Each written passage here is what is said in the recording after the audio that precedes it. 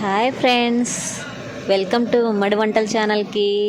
ఈరోజు నేను మీకు టమాటో సూప్ని ఎలా చేయాలో చూపిస్తాను.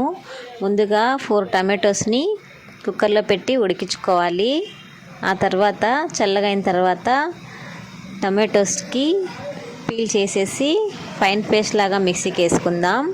చిన్న ప్యాన్ పెట్టి అందులో కొంచెం నెయ్యి వేసి హీట్ అయ్యాక దాంట్లో సన్నగా కట్ చేసుకున్న గార్లిక్ని వేసుకొని కొంచెం దూరగా అయ్యే వరకు వేయించుకుందాం.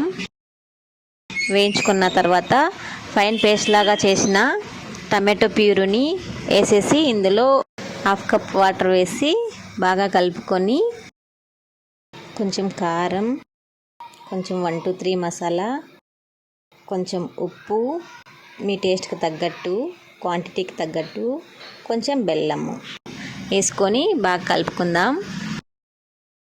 ఉడికిన తర్వాత నాకు కొంచెం చిక్కగా అనిపిస్తుంది. 1/2 కప్ వాటర్ వేసుకుందాము. ఇందులో మైదా వేయలేదు, కార్న్ఫ్లోర్ వేయలేదు. బాగా ఉడికిన తర్వాత దీన్ని దించేసుకొని కప్లోకి సర్వ్ చేసుకోవడమే. గార్నిష్ కోసం కొంచెం కొత్తిమీర వేసుకుందాం.